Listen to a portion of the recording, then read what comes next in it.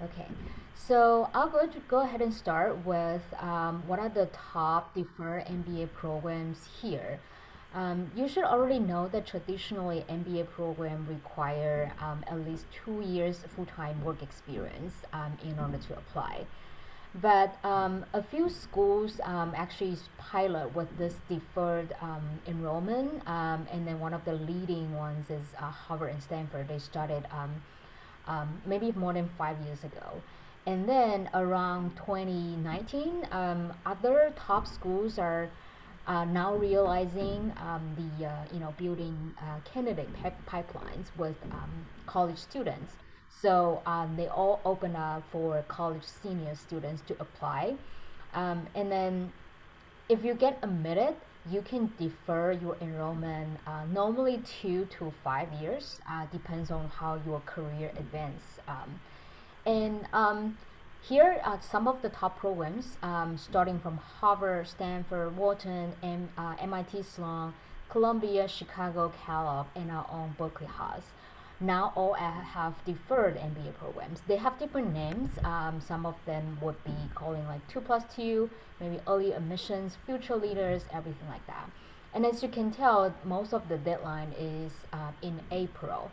And then our own Berkeley Haas have a second deadline in June.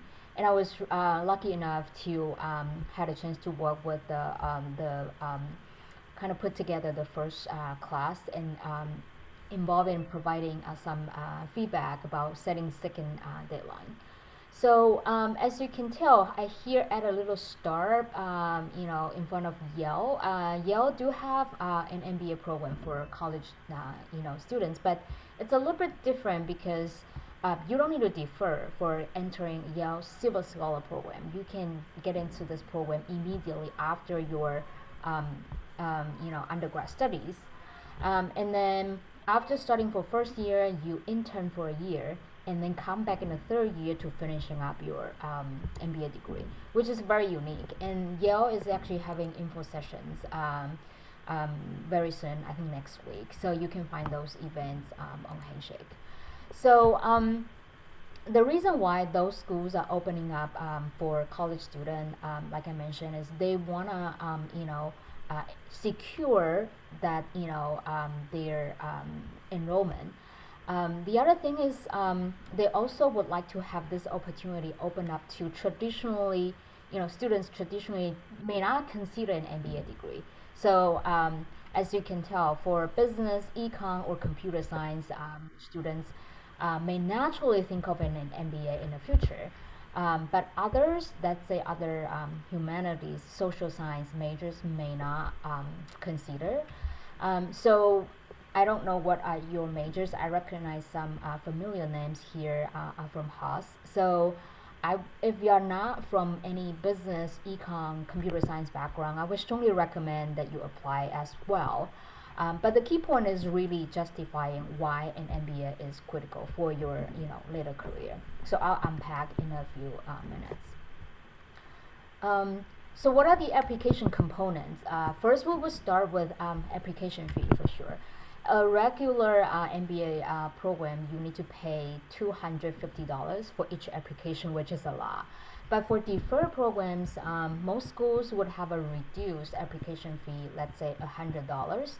And some schools actually waive the application fee to encourage students to apply, which is very good for you guys. And then let's get into the actual, we have 6 other components which is critical.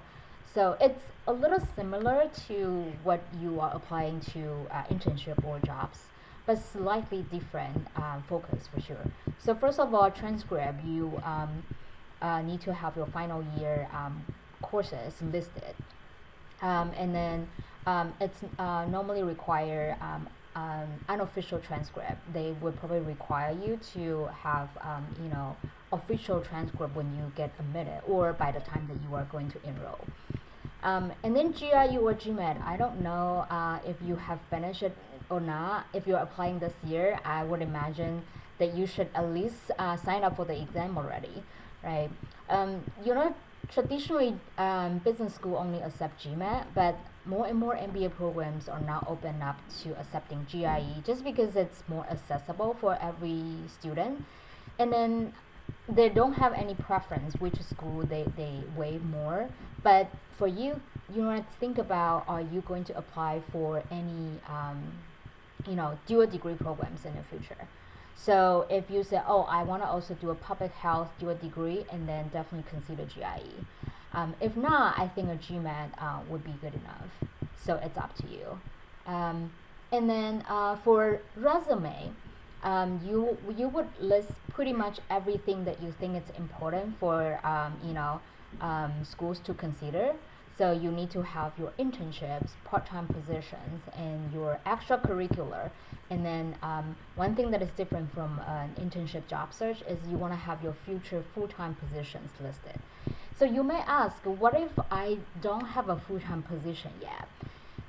In that case, I would recommend that you don't apply at this moment, just because if you haven't finished job search yet, it's very hard for you to justify that in the future you would be needing an MBA, because you are going to grad school to help in your career, not the opposite way, right? You're like choosing career or planning career ahead for getting into MBA program. That's wrong, right? So that's why your full-time position plays a key role in your application process. So that's why you can see that in our panelists that a lot of them do have very solid full-time experience.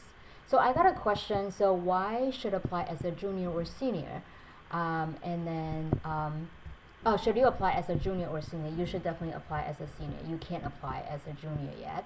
And then, so I think our panelists would talk more about why you apply now instead of after working for a few years.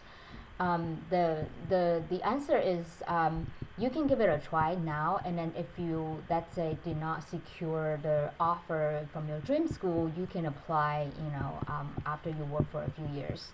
And the deferred program offer is not binding, so as long as you want to secure the spot, you pay the deposit, it should be fine. But it's totally fine that you change your mind and would like to enroll in other school, or even let's say in a few years you say, I don't want to go to MBA. Totally fine. Okay. So some programs that offer dual degree, they would probably, so the application normally is separate, so you need to apply to MBA and also the other graduate program, which normally would require you take the GRE. So make sure you check different program website for details. Okay, and then so every school will require a few essays, which is a little bit similar like when you are writing your cover letter to internship or job search, but every school's question is very, very different, and then we would hear more from our panelists. But the key point of writing an essay is really communicate your unique and authentic passion, because in the long term you would need MBA degree is for your not just short-term career but also long-term. So you want to make sure that you clearly communicated why you need that, and then connect the dots is you want to communicate your personal background and also your professional to allow your personality shine, right? So it's very critical that you think through the milestones, the life-changing moments in your life, and then why you let's say why you even come to Berkeley, why you choose that major, why you choose that full-time career, and then looking forward to the next step, what in your imagination would be your career aspiration. And then recommendation letters, so normally 2 recommendations are required, and then so for sure one should come from the supervisor from your internship or other, let's say, part-time job or community services. Some schools do require the second recommendation from a faculty, but not every school, so you need to double check. So this is the part that I would recommend start preparing early rather than late, because I do hear students saying, "Hey, my like deadline is approaching, but my like professor did not get back to me, and I'm not sure if they can you know submit it like on time." So make sure that you prepare in advance. And then final step is you need to finish interviews. Different school would have different setup, but normally first very common is you would have video interview or video essay. That's a MIT Sloan. They would allow you to upload in 1 minute video, and then the actual interview you may talk to alumni or admissions officer. So, and then one thing that is very unique about Wharton is they have this team-based discussion. So our guests would unpack that a little bit more later on. Okay. So I want to quickly walk you through what makes a strong applicant based on my previous experience working in MBA admissions consulting before coming to UC Berkeley. So first of all, I would like you to remember the 3 C's. So first of all, the admission officer would like to see that you can thrive in their classroom, which an MBA program is a very rigorous program that require first of all intellectual curiosity. You want to show that you would like to dive deeper in a certain topic. Let's say you're curious about making social impact through innovative fintech technology, something like that. So in your essays and in your interview, you want to show that you have a specific area that is you're passionate about, and you want to explore more. Like I mentioned, a lot of classes are a lot of quantitative classes that would require very good analytical skills. Depends on how your interest area, but some schools, that's a Chicago booth, they would have kind of a requirement for every student to at least take one coding class. So how do you see how do they evaluate your analytical skill? Normally it's from the undergrad transcript, that what classes that you have taken, and the math portion of your GMAT or GRE score. And then so a decent GPA would help you out, and then or GRE or GMAT score. So you also would like to show your industry insights.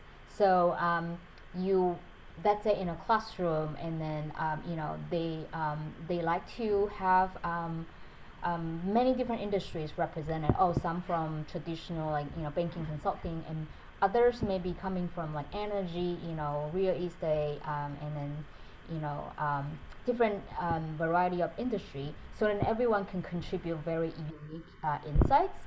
So so that's why you want to show that you have an area that you're passionate about, and then you would like to contribute your insights to benefit other classmates. And then you also need to be able to articulate your let's say the industry insights that you have, because a lot of MBA courses is case study based. I'm sure some of you may already have that in your when you are at Berkeley, but that's a Harvard. The case study is almost 70%. Their classes are case study based. So you speak a lot. Your participation in classroom plays a very key role in your score. So you need to be able to show that you can present, and you can communicate clearly. And then a lot of coursework would be having group projects like you are experiencing here at Cal. So your ability to work in a team also matters. And then so okay, I guess some questions about GPA.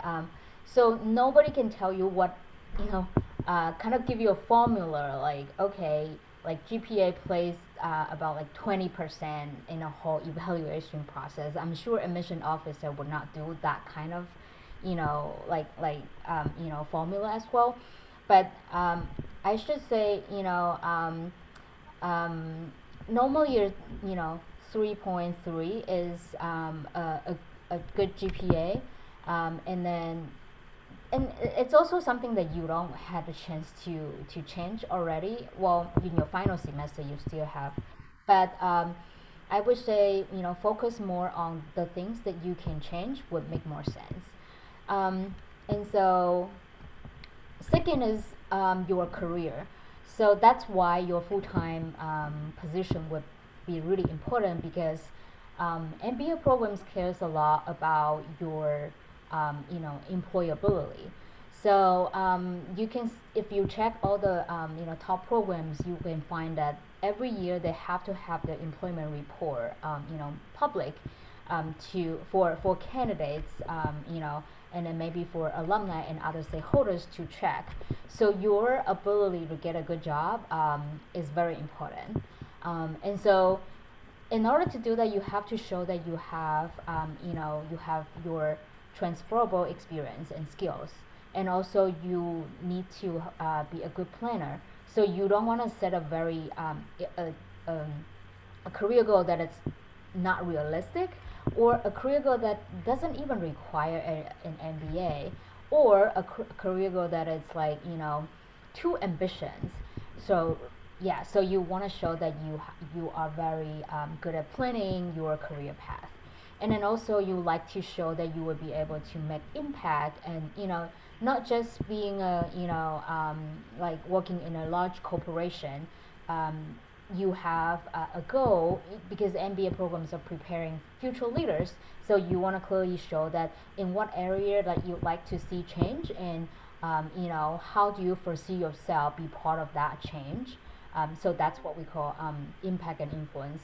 And then advancement potential also matters. So that's why you can see that top programs, their average age for students is a little students are normally a little younger than the programs that are kind of in a lower rank.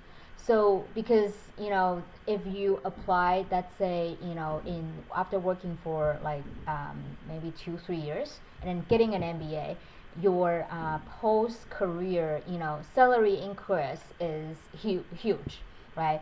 And then salary increase is one of the criteria a lot of media is doing for MBA rankings. So ranking really matters to those programs. And then they also would like to see that you have a global vision, which I think we are highlighting here. At your undergrad level, that hoping that you can see the whole industry from a broader perspective. And finally, they also would like to see that you are a person who is going to be making contributions to the community. So you are not just somebody who is attending the program and then go study and job search without much engagement with your classmates or community members. So first of all, I like to see that you are a self-motivated person, because you have shown that you have the goal, but how are you planning to reach that goal is you need to show that you are very motivated. And then you also need to show your adaptability, because let's say your plan A did not work out, what is your plan B, right? And then in the whole career development process, you may enter other you get into other challenges as well. So are you going how are you going to adapt? It's also important. And emotional intelligence kind of is something that would help you thrive in collaboration, in classroom, and also in your community. And then a lot of MBA programs are very diverse. So every year they will show the numbers, like okay, how much percentage of underrepresented, and then also in terms of how many nationalities their students coming from. So you do want to have that cross-cultural competence in order to get along with people well.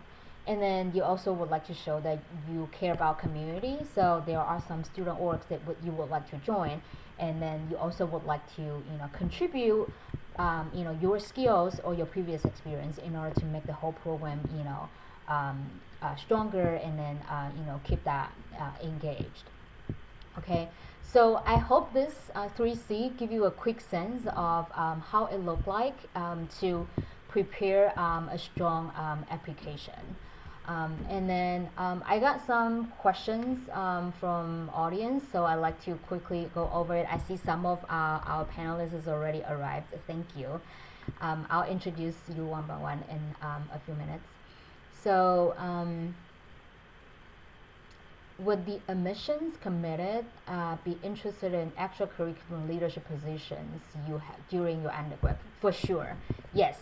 Because your full-time job you haven't started yet, and your internship is you were just an intern, so you probably are just doing what your supervisor asks you to do. So your extracurricular leadership positions you had during your undergrad really matters.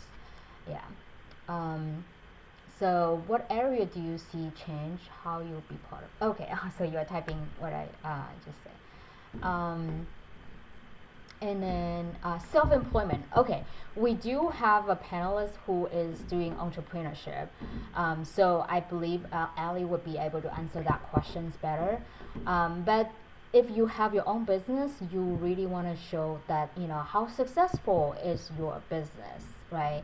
And then to be honest, MBA is traditionally not, super kind of a good fit for entrepreneurs, because, MBA program is a little bit more risk averse. They teach you how to, thrive in a big organization. But, regarding entrepreneurship, although every school would be like encouraging entrepreneurs, but if you check those employment report, you can find that every year only very, very small portion of graduates who actually start their own business, right after MBA. So if you say, oh, my short-term goal is to start my own business, then you need a better, articulation why you think MBA makes sense to you. And then, why do you just go ahead and do that? And then now that you have, you have your passion, that it's clear, and then you may also have your network already. So why wait, right? So that's, the questions that you need to ask yourself. Okay. I see some of our guests already arrived. I'm going to pin them. And then in the meantime, so students, do you have any questions that I can answer for you?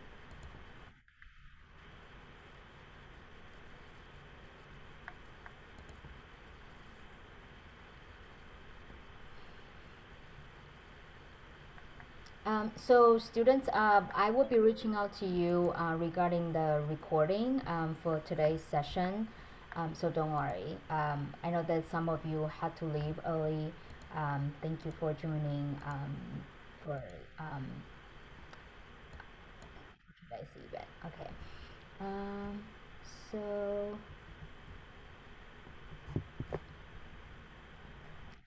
how do we know if we should apply to deferred or regular MBA? I think I mentioned this a little earlier. So if right now you are in your senior year, and then you have finished your recruiting, and then you have your GMAT GRE ready, so I think there is no harm to give it a try, right? And then because if you can have it secure, then you can add it to your LinkedIn profile. That would also boost your career, right? But if you think that, oh, I'm not sure yet, or well, one thing for sure is, you, like I mentioned, if you are still looking for full-time positions, you definitely would like to wait until you secure that job first. And then if you think that, oh, I'm not sure, and then, or you don't have time to take GRE or GMAT now that the deadline is in like a month or so, then you should wait. So yeah, MBA programs are normally 2 years. So except the one that I mentioned, Yale, is technically 3 years. And then so yeah, I think one more thing about so how much are these programs? Are you talking about tuition fee? If it's tuition fee, then I think tuition for each year is around 60,000. Wow, that's yeah. Or I think for 60 is for Haas, and I think other programs are normally higher than that. It should be like 70 or so. Yeah, very expensive. And then, well, certainly there would be financial aid options for schools. And then I know for Harvard and Stanford, the financial aid is need-based. And then other schools, they also offer merit-based scholarship. So yeah, it's a huge investment. So that's why I think yeah, you um, even if you get deferred offer, you may think about, oh, at some point, do I really want to go to have my graduate degree, or I'll just continue working. So really depends. So that's why if you have that offer, and then you have choices in the future, right?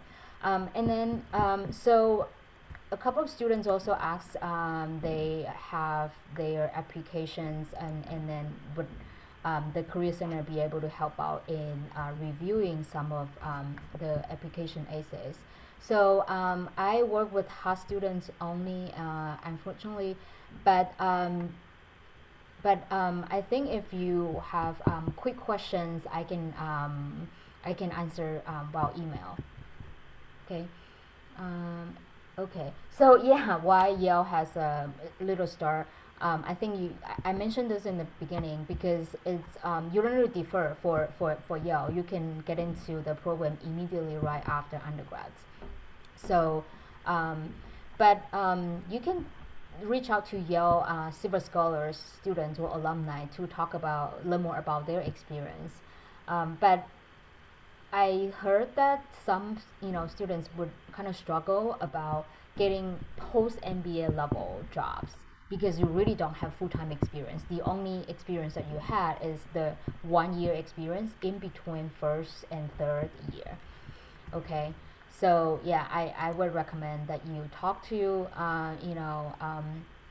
current student or alumni from that program. Um, so I yeah, the value of doing an MBA right after undergrad, I see this is a little challenging just because when you are looking for jobs, all the things that change in your resume is adding a additional degree, but how much would that give you an edge compared with after a few years work experience? So you need to do that research. Okay. I think four of our panelists has arrived. Ellie, thank you so much for joining us. So I think we will go ahead and start introduction, and then um, so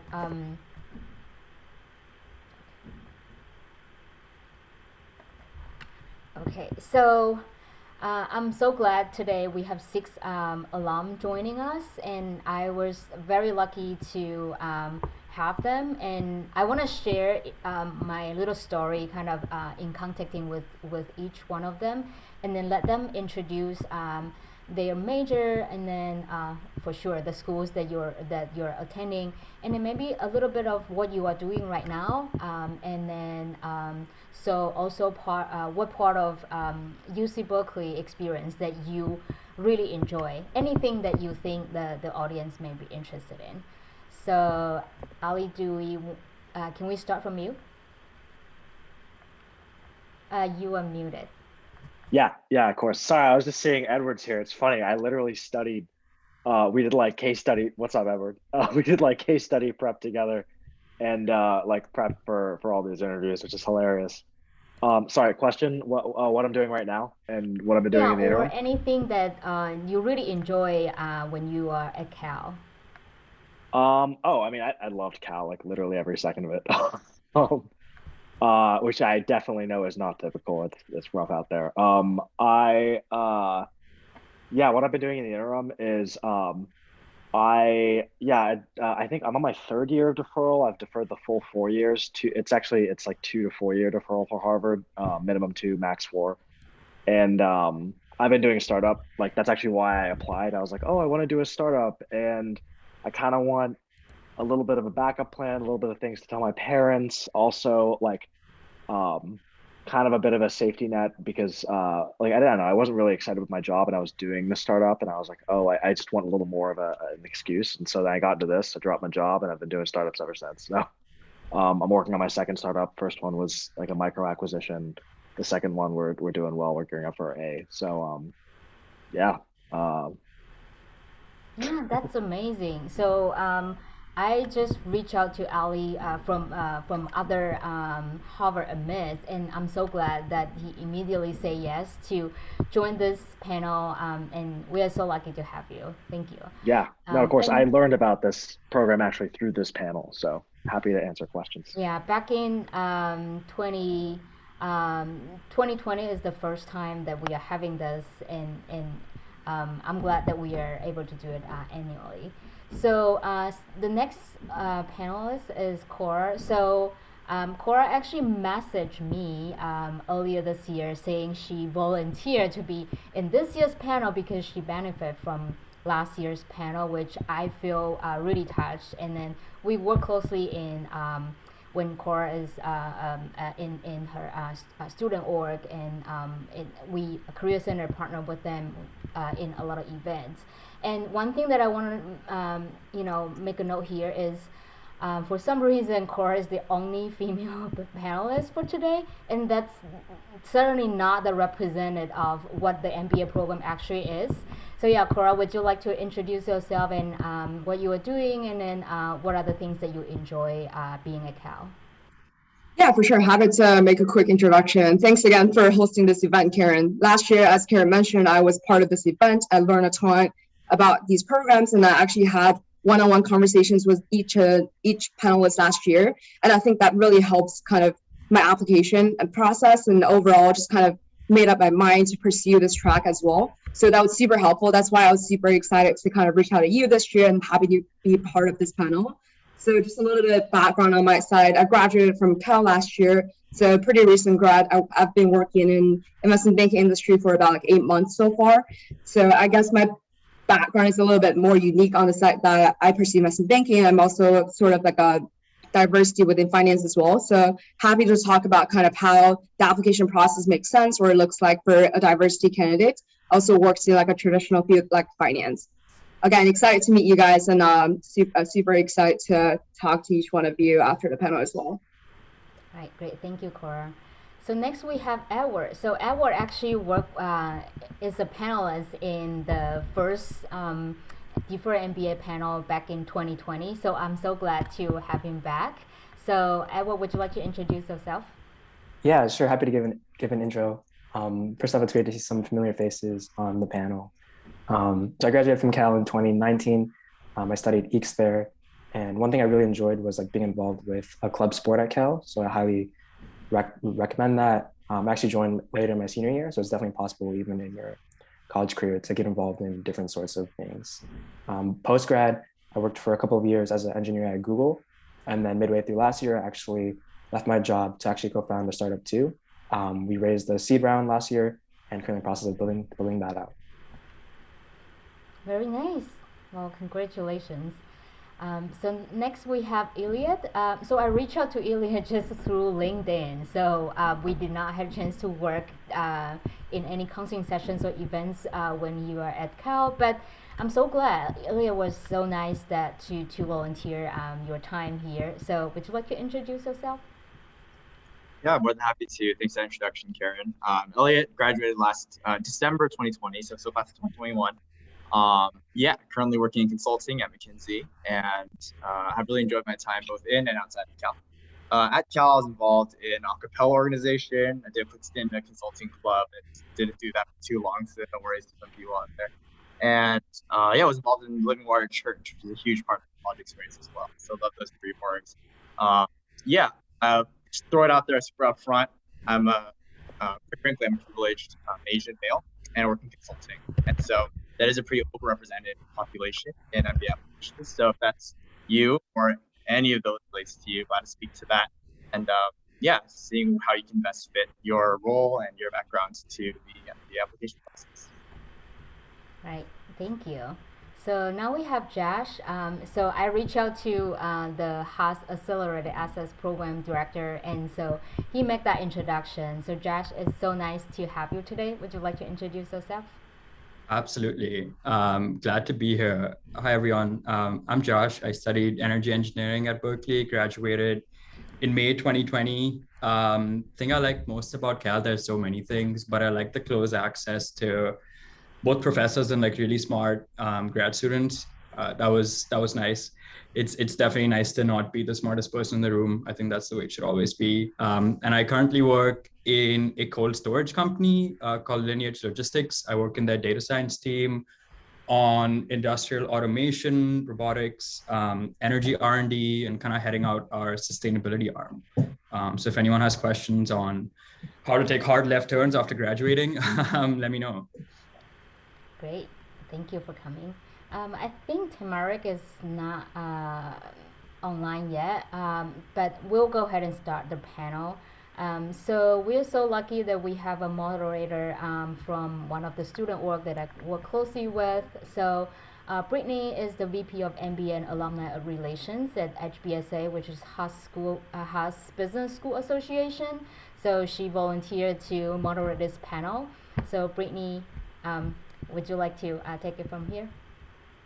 Yeah, thanks, Karen. And before we dive into the questions, I just want to say that thank you everyone for registering and taking part of this. And thank you to Karen for putting all this together. We did a brief prep, and just this 1 hour session will save you all at least hours of research. So thank you for putting this all together. And thank you all for being here. You're going to be a lot more prepared and in the know of everything that's happening. So I hope that you stay to the very end. So if you do relate or you want to learn more about a certain school, that you're able to talk to these panelists specifically. But to get started, we can go on to the first question. I know you all gave a brief introduction and background, but I just want to dive deeper. We can start with Cora, if you'd like. Why did you pursue an MBA? What made you go out of your way senior year to go through this process? And once you got into your school, why did you choose that school? Yeah, for sure. Just for context, I forgot to mention this in my self-introduction, but I'm going to Wharton in about 2 to 5 years. So Wharton's Deferred MBA program is actually pretty unique in the sense that you can kind of matriculate in about 2 to 5 years into your career. So you do have that flexibility to actually take more risk within the deferment period. For example, if you're interested in investment banking, but you hate your life right now, you can just quit and join a startup and sort of learn about how entrepreneurs think about things. If you actually are super tired about your lifestyle, but you actually have something down the line. So I thought that having this program down the line would be actually super helpful for me to take more risk within 2 to 5 years. So as of now, my plan was actually to matriculate in about 5 years, into my career, because I think that's the right point. But in terms of why exactly I applied in my senior year, that's always, I knew I kind of wanted to do MBA, kind of going to investment banking career, because within investment banking, it's kind of the popular 2+2+2 thing. 2 years of investment banking, 2 years of private equity, 2 years of MBA, and then you got promoted to a vice president in a middle market fund or whatever fund that you're interested in. So I thought that was kind of what my mentors and also some of my friends within the same path pursued. So I had an idea that I need to do an MBA in the future. I also wanted to take more risk within 5 years in my deferment period. So I thought that was a great option. So I just took my GMAT, got the application process and materials together and applied. And in terms of why Wharton specifically, I think, so overall I received 3 offers from the deferral program I applied to. Ultimately committed to Wharton just because it has very strong network and reputation in finance specifically. So after MBA, I decided to pursue private equity, as I mentioned before, and they actually have a very strong pipeline into private equity, both in Silicon Valley, also in New York City. So I thought it's a great opportunity for me to meet more people from diverse backgrounds and most importantly, kind of help me march closer to my career goal. Happy to hand it off to someone else to kind of walk through their thought process. Thank you for giving us your insight. Thank you for the super helpful tips of 2 to 5 and giving us a bit of more insight into your kind of process. I can hand it off to Ali. Do you want to kind of explain why, as a startup founder, someone going to HBS, what was your journey like? Yeah, so for me, I actually was a very different reason. I was econ and CS, and I always had this dual interest in like tech plus business, and so like there wasn't really a job that fit that I was liked. This is like part of what I was talking about a little. I like got this consulting job that was like tech consulting, but I was like, oh, I'm not gonna be able to code. And I felt like I heard about these programs vaguely, and I was like, you know, if I want to have like since I don't really know what I want to do, the MBA kind of works as a higher level degree in terms of like doing management like at a tech startup or sorry, at like a a tech company period. Because there's very few like at least if you're doing business at a tech company, unless you're doing like raw sales or raw anything really that's just very low level, you kind of need an MBA to be at the business level of that. Um, so I was like, okay, yeah, this could be interesting. I didn't really know what I wanted to do. Why did I play my senior year, and why this school? I have to first caveat. I applied in 2019 when a lot of these programs did not exist. Like Haas did not exist for like a deferral thing. I specifically wanted a deferral one. I know Wharton existed, but you had to start immediately when I applied. It was like you just apply, you get in, you go. And I was like, I want some time to like. I had actually started a startup in college and like was doing that. So I was like, I don't want to go immediately. Um, so I mean, I only applied to three schools, which is the only three that I heard of like had programs. One thing that appealed to me a lot about Harvard, um, like first of all, I'm not gonna lie, half of this is just like you get into a school and you'll just like say yes because of like, you get in and like let's not kid ourselves.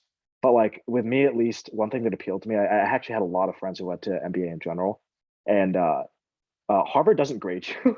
So Harvard's like the exact opposite of Wharton. Like they don't give you everyone gets the same MBA. It's general management. They grade you on a 1, 2, and 3 scale, which sounds like a joke, but is great because most people just get twos, which is like you did the class and you like put effort into it. You get an MBA in general management, so it's very much like you if you don't really know what you want to do and you want to kind of explore and network and like kind of jump around, like you can do that. Whereas in every other MBA program, you have to decide in your first year if you want to do marketing, finance, whatever, and then you have to go straight into that field and you're ranked with everyone else. So I know that this sort of feeling of me liking to do a lot of things has just persisted throughout my life, and I was like, this is a great program for that.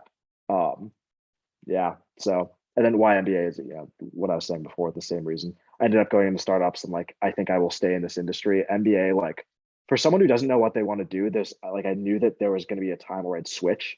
I'd be like, oh, I might get bored with something and go into something else. So rather than unlocking like a higher level position, there was also the appeal of like, if I just want to switch careers, I can do that. And a lot of people do go to MBA for that specific reason. I'm doing finance, I don't like it, I want to go into something else. Or I'm doing tech, I don't like it, I want to go into VC. So it was kind of like a catch-all. Thank you for your insight. And at the end, if anyone wants to hear about how he balanced being a co-founder and applying through this, go to his breakout room if you're interested for the actual process. But we can hand it off to your casing partner. Edward, do you want to give us your 2 cents on your journey as well? Yeah, of course. Happy to go next. So for me, kind of a bit of a mixture of the other two panelists that responded. So I studied engineering in college, and so I knew that long term I didn't want to remain on the technical ladder. And as Ali mentioned, getting an MBA is sort of like a pivot point in your career where you can evaluate what's the exact direction that I want to go, whether it's going to VC, switching over to PM. It's sort of like a point for you to reflect. And it's kind of a catch-all if you do want to move away from the technical side. As for picking the school, again, a lot of it is based on where you get into. When choosing between my options, the reason I chose Columbia was because I wanted to be in like New York City. And so I moved here actually midway through last year, and I plan to be here for like the long term. And a lot of my friends are here in the city too. And something that I found is that I've actually gone to a couple of meetups with other Columbia MBA folks here. It's been really great, like to tap into that network here in the city. And when I do decide to go, I know that I can sort of balance my current relationships here, my current job here, along with the program too. Thank you for your insight. Elliot, do you want to give us your input as well? Sure, I'll make it quick, knowing I'm one of the last here. I'll be the more like transparent one. All those other answers super legitimate. And also why I did. Some of the ones you haven't heard yet. One, I graduated early and I was like, man, what am I gonna do before I start work in July? Two, there is the aspect in which If you are performing quite well at Berkeley, you are in some sense at the top of your pool, and you are not differentiated by any other people or students by much. It's really comes down to your internships or your grades. And so in that sense, there is some strategic or competitive advantage for certain students who are at the college level versus entering the workforce and joining the masses. And so there is an aspect of competitive advantage when you're applying early if you're at that positioning. And then finally, more personally, I guess this kind of fits the why MBA and why the school. My story is that I'm in consulting because I want to learn how to influence organizations, influence people. And I figured MBA is a way to get some of that qualitative toolkit and some of the business knowledge, as well as, quite frankly, the business, the MBA relatability of experience with some of the leaders in business. And through that experience, I'm hoping to influence other organizations and maybe even start my own leadership consulting practice. And so MBA is just a big part of that story. It's part of the story I wrote into my essay as well. So if you have any more questions or can relate to any of those points, glad to talk more in my breakout room. But I guess I'll give that back to you, Brittany. Awesome, thank you. And then last but not least, we'll end it off with Josh. You can give us a bit of your insight. Why did you decide to become a double bear and come back? Yeah, that's a great question. I think the application had almost exactly that question too. So I'm getting flashbacks right now. I think for me, I spent 4 years of undergrad thinking a lot about electric power systems and our transition to clean energy. And I think it became pretty apparent to me that we have the engineering side broadly figured out, like there's still marginal improvements to be had everywhere. And I suspect there's a lot of engineers on this call, but influencing organizations and sort of driving systemic change is kind of the gap I still see. And honestly, like no bias here. Yes, I'm an energy engineer, but I don't think there's a better place in the world to kind of study how to be a leader in clean energy than Berkeley. I think it's almost a no-brainer. I think almost everyone would agree with that. And so that's pretty much why I wanted to kind of come back. I also think Haas is very independent of the rest of the campus. I'm not sure if there's a lot of like business undergrads here, but for me, I would love spending time in the Haas library. I always thought it was like a different campus functionally. And that's still the way I see it. And so that was a big reason why I kind of wanted to apply and come back. As for why I applied in my senior year, actually, I don't know if this was brought up, but I thought that it would be the easiest to study for the GMAT, like as a senior when I was in that role of, studying for midterms, doing projects, and I was kind of in that zone. Right now at work, if you ask me to study for the GMAT, there's no way I could do it. I think that drive kind of dissipates a lot quicker than you think after you graduate. And so it's like important. And I just kind of leverage my, just appetite to study really. And that really helped. Thank you for that brief introduction and overview. For the next question, this one's really important. So if anyone in the audience is listening, if you want to take notes, this is about the essays. So we can, since we ended with you, we'll start with you again. For Haas's essays, they're kind of known to be more like soul searching, like very vague, but also like in alignment with like our values. What was like your approach to this essay, and what did you think made you stand out? Yeah, it's a great question. I'll caveat everything by saying that I wrote my application just as COVID hit, and I think everyone was pretty existential then, so it's kind of easy to tap into that part of my brain. I think Haas especially, that was the first year the deferred program started, if I'm not mistaken, and the questions were pretty straightforward, but I think what they look for most is authenticity, and that probably sounds like a buzzword to everybody, but it's really easy as a third party to know whether someone is really writing about stuff that they've lived versus something that they think will fit a formula. Like to date, I haven't seen a formula that works for a business school. I think it's like really dependent on who you are as a person. And as long as you have some sort of a coherent story, which I think everyone does, it just comes down to how best to kind of present it. That's really what makes you stand out.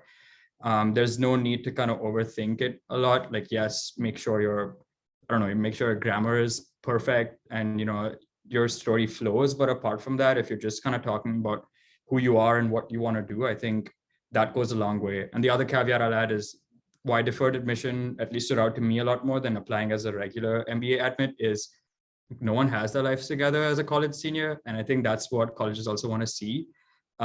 is that you're drafting some sort of a roadmap for your life. You might not live that out, but as long as you have some sort of a plan in place, I think that's what matters.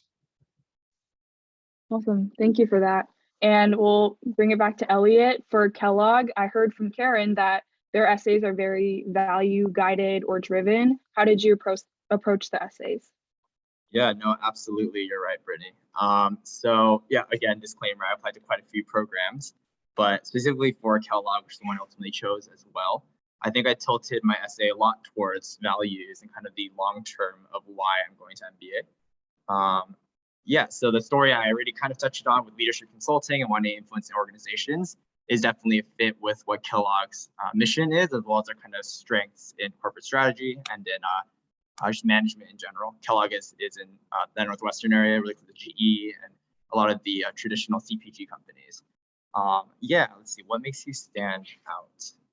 I guess to be more personal about it, my essay, I mentioned blogging a lot because blogging was a big part of my college experience. And in my blogs, I was very transparent, very reflective.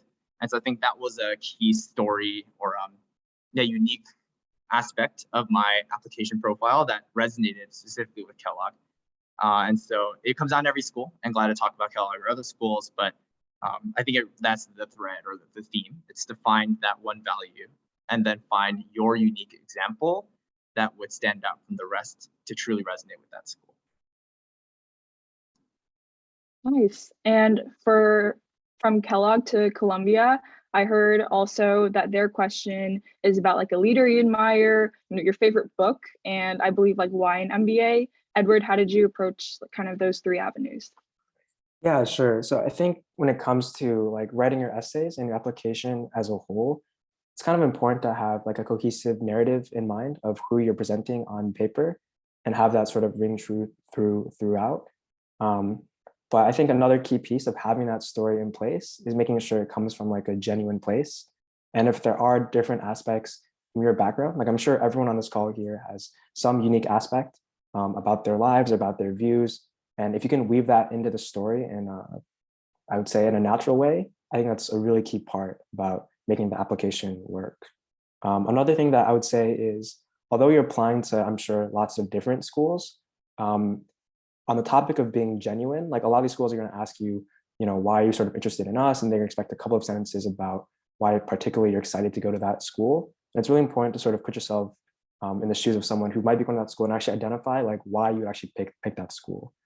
So for me, I know when I was applying to like Columbia and even throughout the interview process, my goal of wanting to be in New York and seeing some of the growth in like the startup space here in the city of like New York in particularly in the digital health space was something that really rang true for me. And I think that sort of compelled the interviewer I was working with and even the admissions office to know that when I was actually writing stuff down in the application, I wasn't just writing it down and pulling stuff from their website. It's something that I've actually thought about and put myself in the shoes of, here are the real reasons that I'm interested in going to this program. Nice. And for HBS, I heard that the application is super open-ended. I'm not even sure if there's a word limit. How did you kind of approach that? That's tough because when there's no word limit, you're always like, okay, let's write like 10 pages. No, how did I approach that? Yeah, I just pulled it up because I actually literally forgot. It's the same thing. It's like, as we review your application, what more would you like us to consider for your candidacy? And no word limit. How did I approach that? Like, I remember so I looked at like poets and quants, I think it was, to just see like what people wrote. And then I was also really lucky because my neighbor had applied to this program, didn't get in, and then got into regular MBA at Harvard. And this was like growing up. I remember, and she'd gotten to interview stage, and like the way that I approached this was very similar to what everyone else was saying. Like, you really have to figure out like who you are as a story and tell them. And the thing that I know, like most poets and quants essays I saw were just like, it was like, you could tell that they spent a lot of time on it. Now I comparatively did not, but like, I think the thing that people cracked was this ability to like present a story that is in one sense coherent about their life. And like, it seems relatively linear, but like it doesn't seem like it could have been linear. You know, you're like, I kind of fell into this. I kind of realized this about myself. Like, there was a lot of really insightful stuff. I remember reading, like, someone literally took therapy for their essay, which I think is a lot, but like, whatever works to help you understand yourself. For me, I know that for my process specifically, I had actually like, I struggled because I have very coherent stories, and this I think happens to a lot of people in very different spaces. So like I had already like worked on two startups. One was making like a ton of money. Another one was like sold in college. One of them grew to like size 25. Like I had a lot of that experience, which I could literally just write about. But then I also was really interested in economics, and I felt like that was a big part of my life. I'd done research. I like wanted to write about that. I also had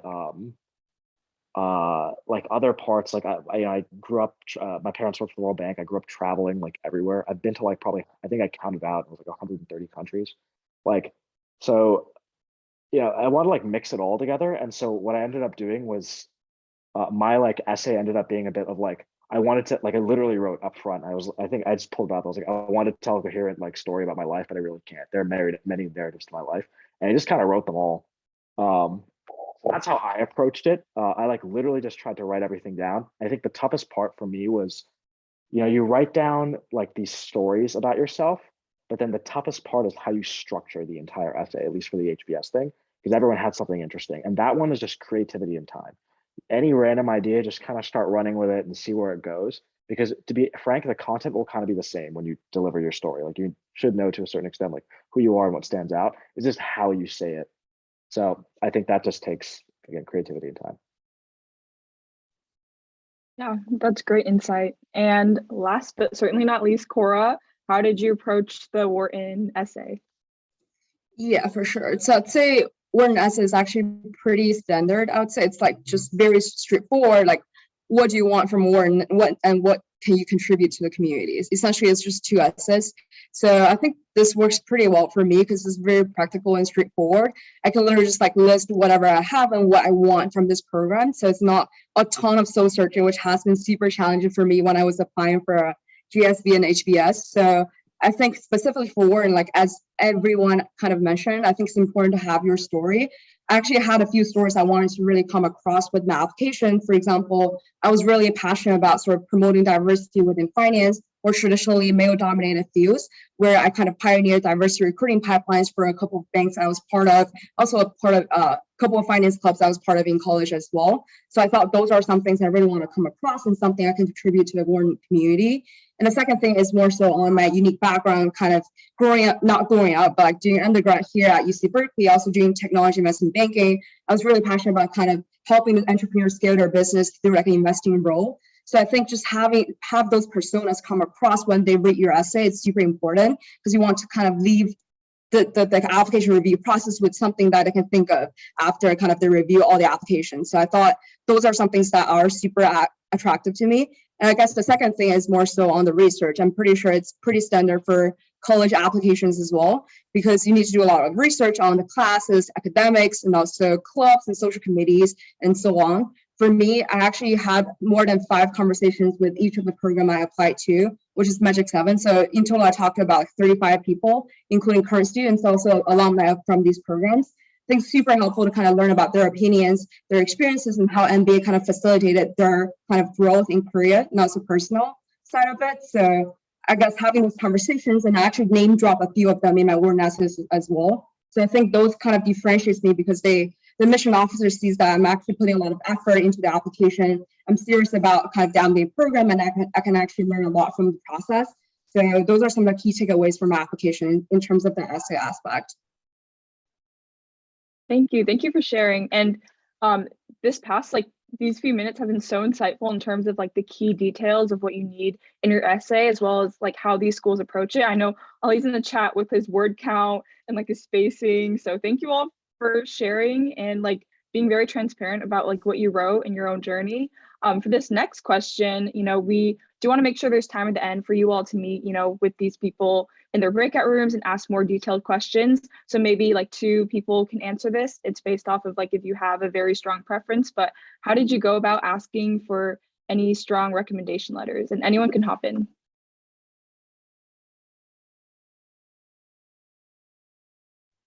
Yeah, I think to start off with, depending on the school, I know there are different requirements for the recommendation letter.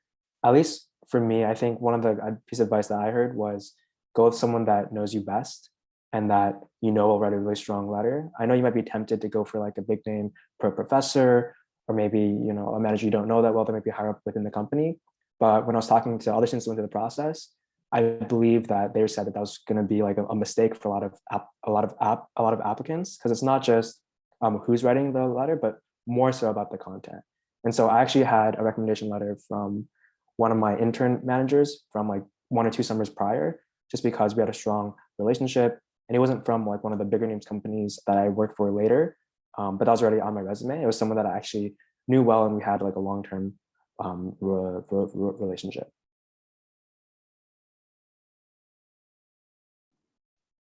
I can jump in here.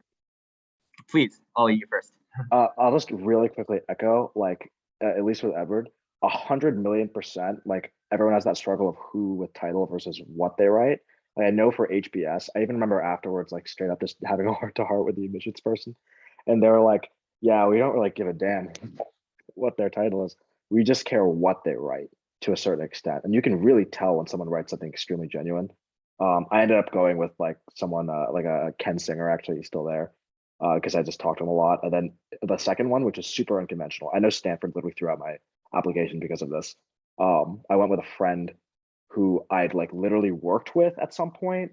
At some point, he was my manager, like in this other startup, and then some point I was his manager, and then we were co-founders for this new startup. And like we both went to Cal, we were the same age. No, he was a year above me.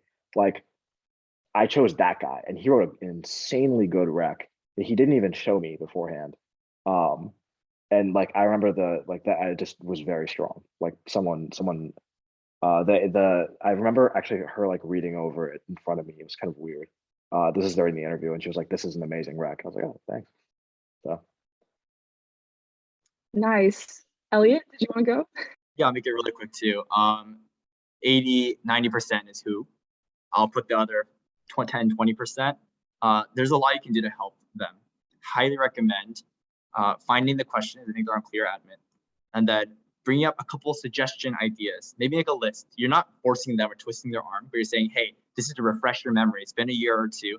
These are some of the key examples or moments that I thought I really shown, whatever, as your intern, as your whatever it might be. And that can also really help them. It takes the onus off of their plate a little bit to just like dig and try to find documents. I've ended up linking the link to my Google Drive that handled some of my internship materials from that summer. And so totally emphasize finding the who, but once you get to that point and you try to optimize just strategically what they say and how you can help them best and gain their support too, is really preparation and taking some onus off their plate. So there's some templates and examples of guides that can help you do this online. If you have any other questions, let me know.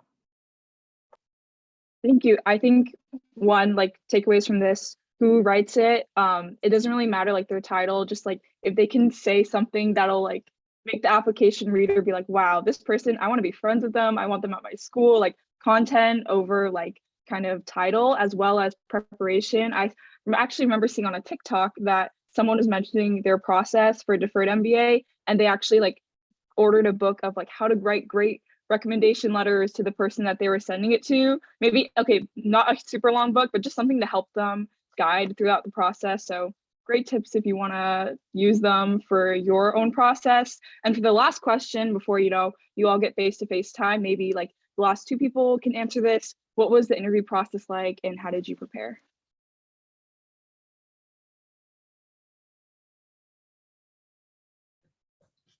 I can take this one. I had applied to a few different schools. I don't know if they've started in-person interviews again or not, or whether it's still virtual. I'm a little out of date on that, but for me, it was like all virtual that year. Honestly, once you're done with the essays and you get the invite for the interview, like that's a lot of the heavy lifting done.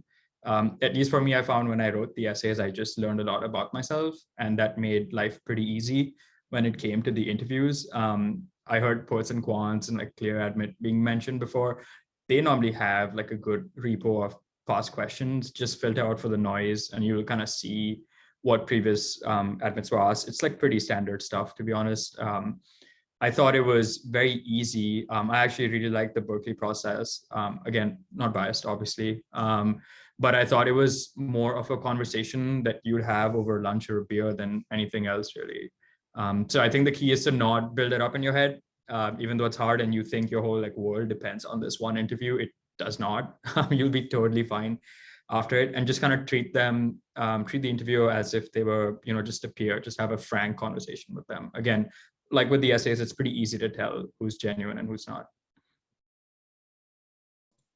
Yeah, I can quickly chime in on my interview process as well. So for the other programs I applied for, those are pretty standard, just like one-on-one conversations with either current student or alumni or like a admission officer. Before UPenn, like Wharton, is actually very different. We call this TBD, like team-based discussion.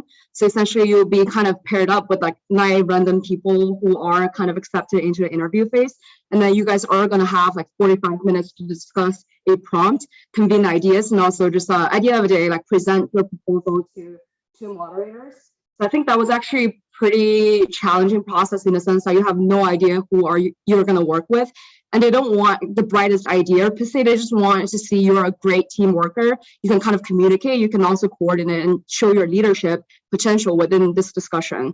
So usually what I heard is like maybe the admission officer would actually take 100% of this group, or at least 80% of the group, or they just drop the group because the group doesn't actually work well with each other. But for my case, it's actually a little bit special because I was the only one within my group who got in. So I think that requires a lot of practice. Like personally for me, I did about 4 to 5 mock interview sessions with random people on different forums like Poise and Quants that people talked about. I think it's super helpful if you kind of get started, do your homework, practice with different people with very different communication or leadership style, and see how you can kind of showcase your leadership potential through this discussion. Nice, thank you. And team-based discussion, that is a very unique style of interview. If anyone gets flashbacks from like applying to anything freshman year, so talk to Cora about that in her breakout room. But Karen, I'll hand it back to you to finish the event off. Great, thank you so much, Brittany. So I'll